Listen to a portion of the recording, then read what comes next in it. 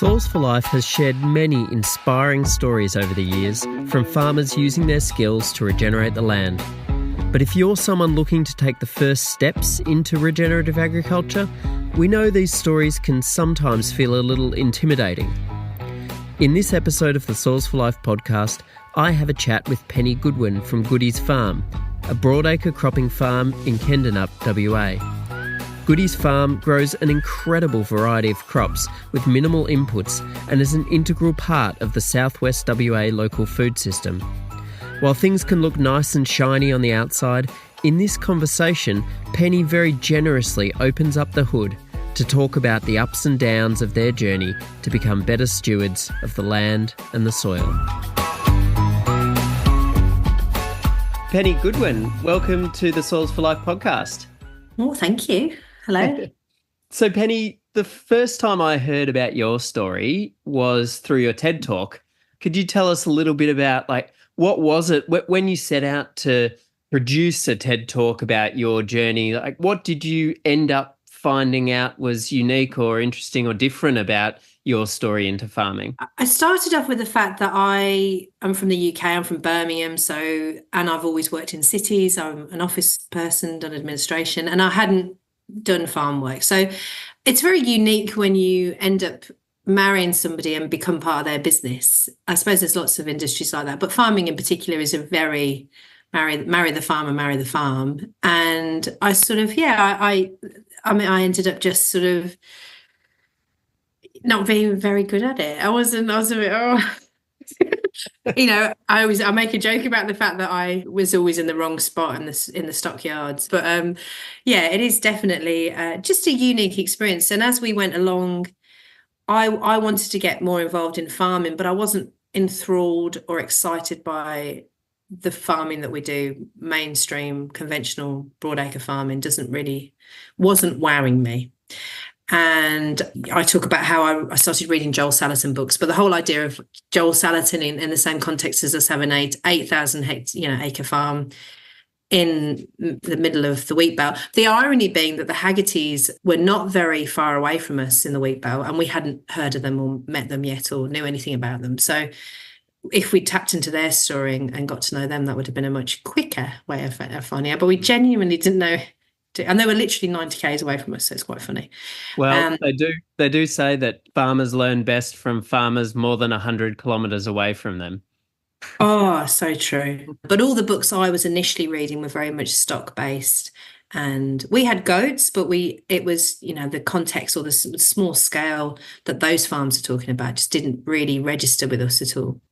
And it wasn't until really that Dale went to the Graham Sates nutrition farming course that things sort of shifted for him. And so you mentioned your husband, Dale, and so Dale is the other half of the team that makes up Goody's Farm. So tell us a bit about Dale.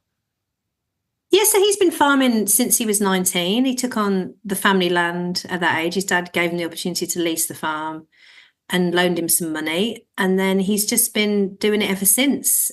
And he's always been a fairly minimal input sort of a person for finances. We've had to buy every acre just because of the way that it's, just that's what we've had to do. So he pretty much would farm at weekends at night time, do stints of concreting, come back. And so he's definitely hardworking bloke and built the business up from there, really. And what was how would you describe his approach to farming when you met, and how have things evolved since then? Oh, well, very methodical. I mean, he'd do it very much the standard practice, but he just wouldn't go full tilt. He didn't have the money. I mean, that thing of you put a lot of inputs in, you get the return on the yield is something that I feel is a thing.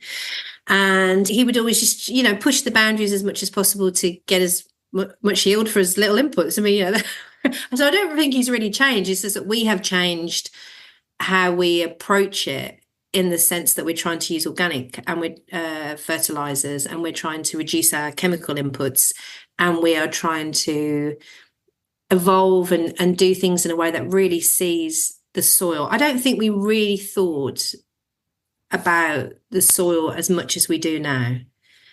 I mean, of course you do as a farmer, but not to the extent that we do now, not to the extent that we get excited by seeing worms and so. I mean, the smell actually blows me away. This year, the smell of the soil is it's just delicious. It's like a garden. That's what you want, isn't it? It's lovely.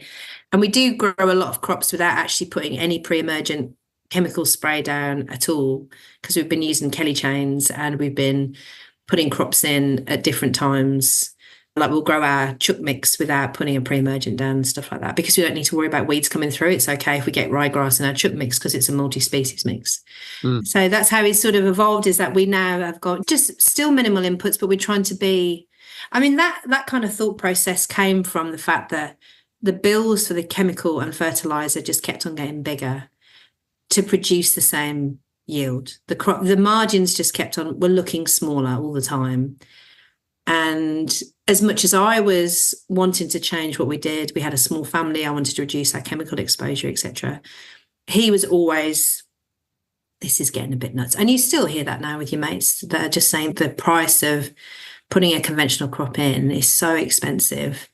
And the risk is still there. It's still huge. I mean, we started off because we'd grown triticale, and we'd had this, talking to local farmers, and they said, there's stock farmers around here, they'll buy triticale. You've got cattle, you've got dairy farmers, you've got pig farmers, chicken farmers. And I thought, we're like, okay, we'll grow this triticale. You can't deliver it to CBH, which is our receival point here, like the big sheds that you deliver to. And so we ended up with 50 tonne of triticale that we'd grown with minimal inputs. It'd gone really well. We hadn't sprayed in crop and we couldn't sell it. And I was like, oh, so that the powers of my marketing skills had to come up pretty. And I started putting our stuff on social media, just saying, this is who we are, this is what we're doing. And does anyone want to buy our triticale that we've grown very lovingly? But 2 farmers, one in Margaret River and one in Kendenup, they said to us, if you get your grains tested to make sure they're chemical residue free, we will buy them. And we were like, we don't know. Okay. And we got them tested and they were completely chemical residue free, which was such a great thing for us to do anyway, because that proved what we were doing. And that was at the start. And then we also met Breadco, which is the sourdough bakery, and they were working at the business centre in Albany.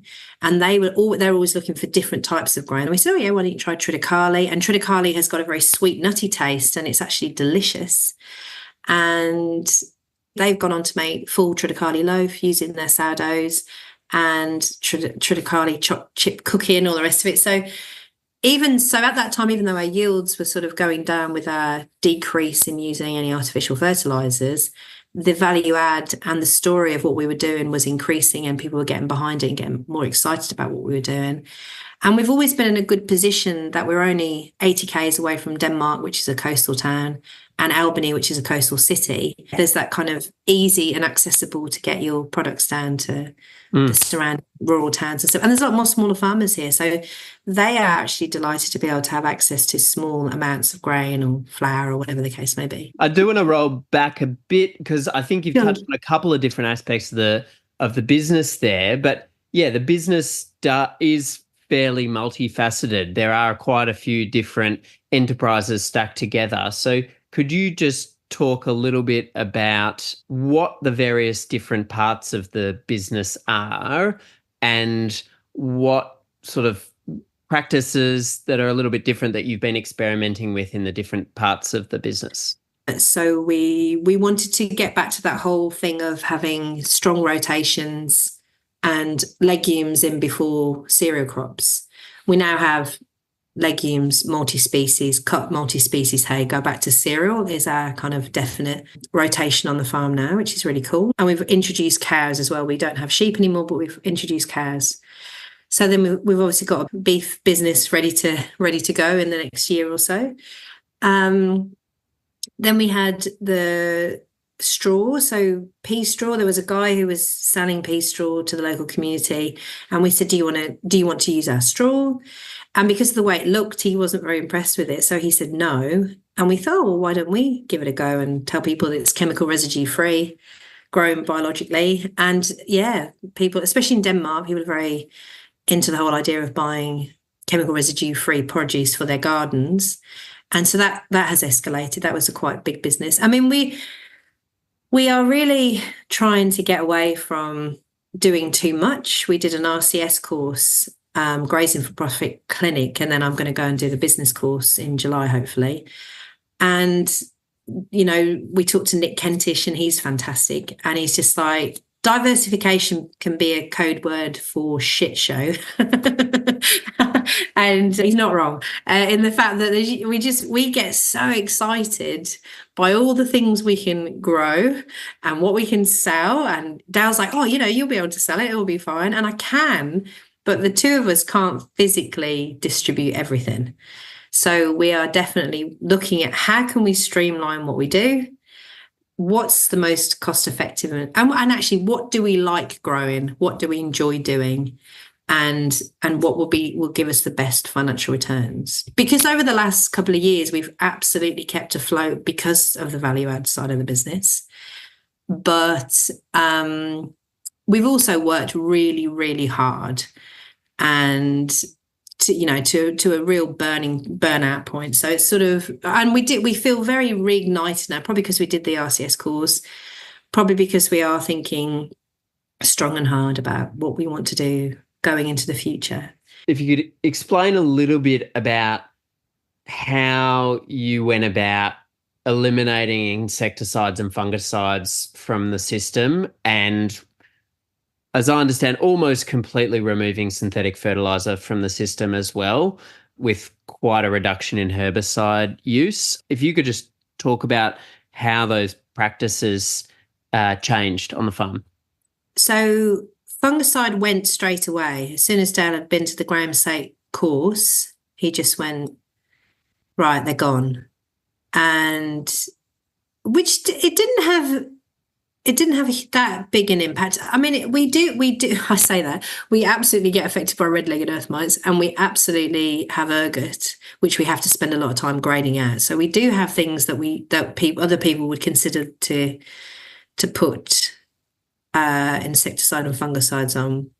We just don't consider, I mean, insecticides and fungicides as well are just too close to our own systems in a lot of way. I mean, you could say the same with herbicide, but it's sort of, it feels too much to be exposed to it. And so we just haven't used it and have gone down the consequences of that. So the timeline of that was 2018, and about 2019, we got rid of insecticide as well. So we've only, and I really do feel that Dale was never really into using them. As he would have reluctantly have used them. When we talked to different people, local farmers, and we were having dinner with somebody once, and they said that they sprayed, and they'd been over their canola crop 4 times, and it was July, and we were like, it's not even peak spray time yet. And it just, it kind of blew us away a little bit as to, so whether they needed to do that or that sort of prevention is there as well. I feel that is often the case. And it really is that thing of like, you're just putting a lot on for prevention rather than cure. And he talks about buffering it with nutrition. So we started doing plant sap analysis tests and assessing what the plant needed and then giving it a nutritional boost, which seems to have worked as well. So they're kind of like key moments where things have got, we get a lot of cateweed, which is a sign of massive calcium deficiency. We have high magnesium soils here. And, so if you listen to anything, Neil Kinsey's agronomy book or whatever, that, it's all put a load of gypsum and lime on, that'll balance out your calcium deficiency, off you go. But what we are learning and figuring out is that when you do stuff like that, you're putting everything else out of whack, all the trace elements, minerals. It's not that simple. And the likes of Dr. Christine Jones, Dr. Elaine Ingham, all of their work is suggesting that all of those minerals and everything's there. We just need to work in with the soil. I mean, we haven't got a disc seeder. We really want to get a disc seeder. We're still using a minimal till seeding rig.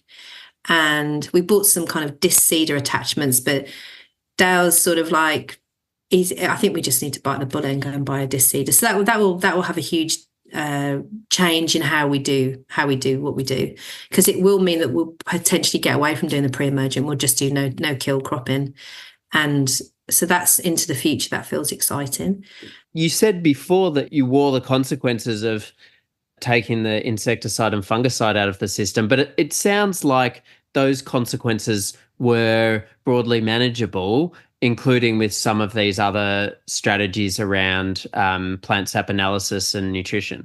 Definitely. Definitely. If you think of the cost of fungicide and insecticide versus the consequences, and even the fact that we just accept that we grade a lot more, that is something that we've gone, okay, that's part of our farming process now. If we're going to deliver an end product that is that people are going to eat, that's going to go to a baker or that's going to go to the things. And on the flip side as well, you'll have people that want a perfect end product because they're comparing our product to an industrialized food system, which is never going to be. I wouldn't have said that our flour is particularly expensive for what it is because it's a fresh product.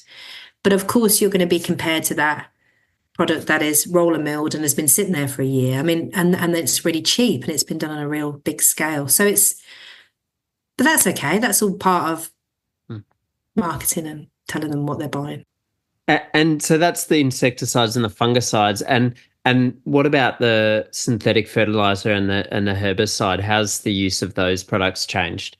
We use a third of the rate that we used to, like with the herbicide we add in fulvic acid and citric acid. I've got a feeling that Dale has taken one of them out there this year, because we're working with Mark Tutman from Productive Ecology in Margaret River, and he's great. He's got such a great vibe. He's just lovely. He's a musician. There's so many elements to him that gets the whole foodie vibe as well. So we kind of gravitate towards one another.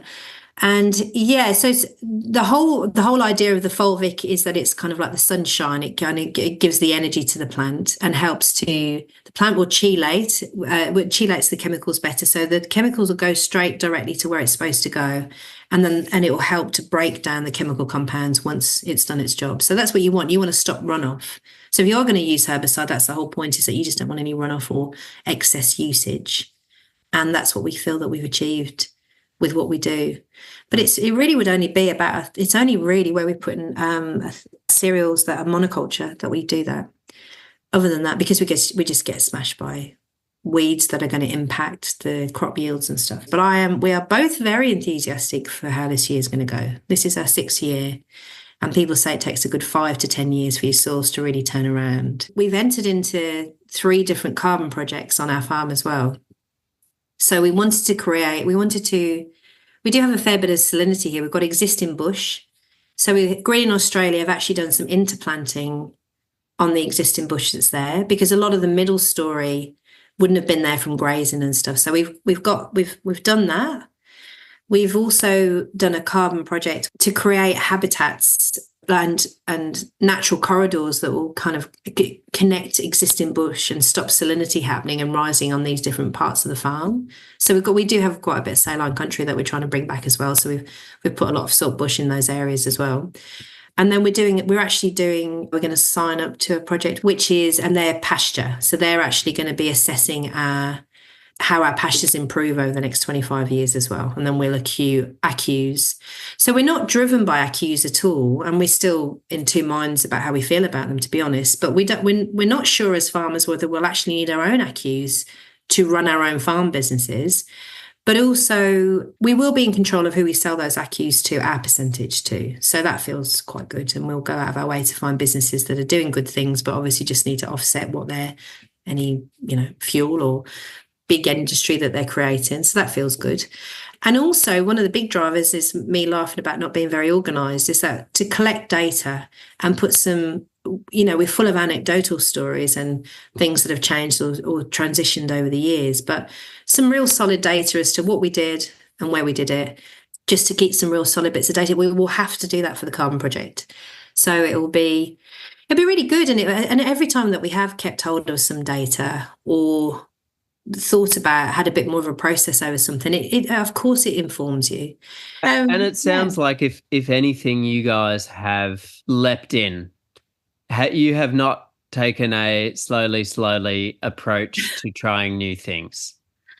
No, and it does get us into trouble, because if people, we are a little bit sort of almost, I don't know whether it's embarrassed. It's not embarrassment, it's just sort of gun ho, but we'll go, yeah, sure, let's just chuck it in and see what happens. I mean, for example, with the multi-species crop, everyone liked the look of the multi-species crop, and then we went on to sell the seed.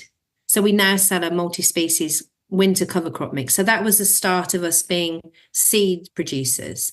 And then we could say to people, we've grown these seeds together, and then this is going to go great for you. So that was a whole new market that has entered up for us, and we sell the seeds for quite a good profit. We've since gone on to actually be very specific about what is in that seed mix, do percentages, and we've grown those seeds in a monoculture situation so we can be very specific.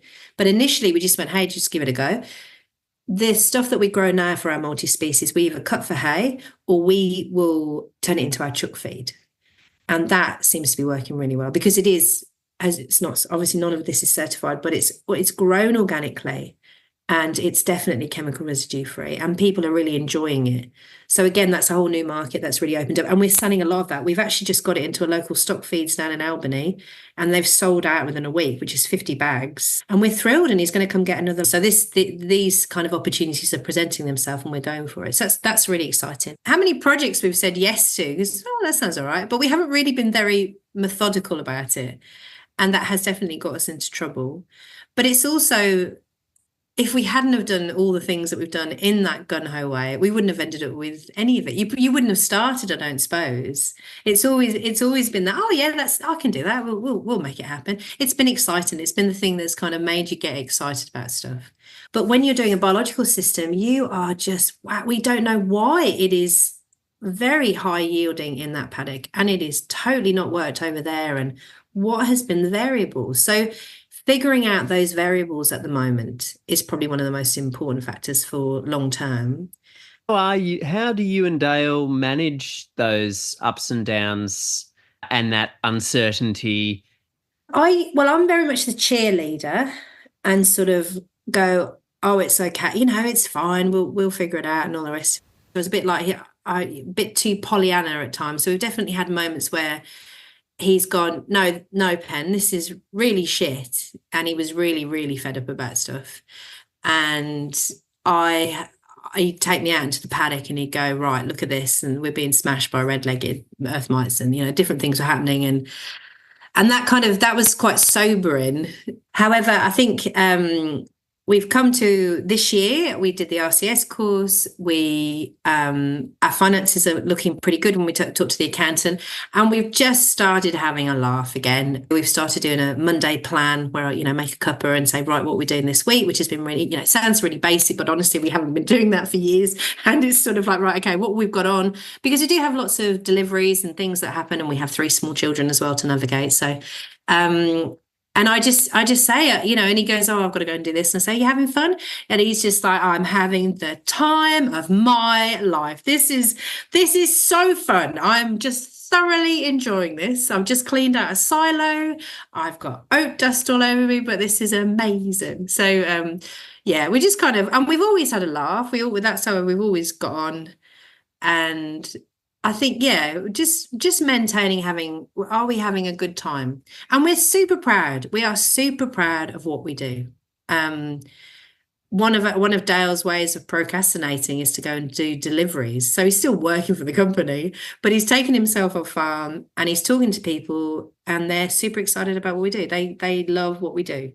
And sometimes it's just nice to get that feedback when you're having a bad day, just to, if it doesn't feel like things are going your way.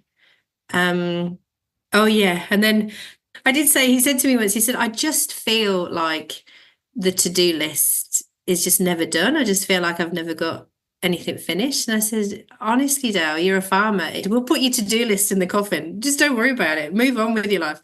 And it's that thing of just do what you can with what you got. We do our best. I think it sounds like you bring a lot of the vision and the mission. So, like, how would you describe what you're trying to achieve? Like, what's the mission of Goodies Farm? I think the mission of Goodies Farm is that we like, the romance of it is the multi-layered farm, the mixed cropping farm that used to be back in the good old days. But there was lots of farming families on there. So I love this idea that we do actually have other people living here and participating on the farm. That feels like it would bring a lot of loveliness to it. We've had amazing woofers over the years, but since COVID, we kind of haven't got back into that yet. But we've definitely met some incredible people. As far as what we're actually producing, we really want to produce local food for local people. COVID was a big game changer for us because there was flour restrictions on what people could buy. You could only buy 2 bags at the local IGA. And obviously we said we're 80 k's away, Denmark, Albany. We can just keep on milling this stuff if you need it. So that felt very solid to me. It was a real defining point that we really need to get strong on our local food sustainability. WA actually, I'm not sure about the eastern states, but WA just absolutely trucks so much stuff. And we've got millions of acres here of people growing cereal crops, but there isn't that many sort of fruit and veg and all the rest of it. And it's wow, we really need to think about what we're doing to make ourselves sustainable into the future. So I really love the fact that we are part of our local food, and that people love that they're buying flour that's freshly milled. And so that's led to us building a local goodies shed down in Denmark, which is going to be a food hub, a very, very thinly veiled advertising and pickup point for Goodies Farm produce. But also it's going to have a cool room, a commercial kitchen, a pantry, a flour milling room, toilet and shower, and then a space for sort of events and workshops. And that's definitely a real personal passion of mine, and things that ignite me, what I enjoy, connecting in with people and connecting people together, and the whole idea of having cooperative days where people can share stuff. And I also love that because of the nature of what we grow, we are the bulk food bit, whereas people can grow lovely fruit and vegetables. We do lots of swapsies with people. But then they've got grain that they can use to turn into pasta and flour for sourdough bread and crackers and all of that. You know, we really are providing a large part of the carbohydrates on somebody's plate if that's what they want. And that just really excites me. And that kind of links into all the event stuff and the marketing and all the rest of it. So it's been a long process to build the shed, and we've had to just do it in incrementally just due to finances. But I feel like we're getting there with that as well. So that feels really exciting. When's the shed opening? Wow, I don't know. Hopefully, I'm really aiming for January 2025. I really appreciate you opening up the hood and sharing a little bit of the journey to how you've got to where you've got to, and some of those turbulent ups and downs, and how you manage them with your amazing attitude of waking up and having fun every day. And I think a lot of people will appreciate hearing that story, because it can sometimes be intimidating approaching new things, and intimidating to look at others who are maybe a little further down the road and seem to be doing well. And so the reality, as we all know, I think, is that it's never as perfect and shiny as it looks on the outside. And yeah, I really do think people will appreciate hearing your story. So thanks so much for coming on the podcast and sharing it. No, thanks, Tony. Thanks for asking me. Yeah, it's been lovely to have a catch up with you. This episode was hosted by me, Eli Court, produced by Chris Wieffering and Courtney Young, and edited by Michelle Watts. Head to the Soils for Life website to find out more about our work. And if you like what you hear, don't forget to rate and review our podcast. Every review helps to make our podcast easier for others to find. And if you have feedback or suggestions of people or topics we should cover in the podcast, please get in touch via info@soilsforlife.org.au. We love hearing from you. Thanks for listening.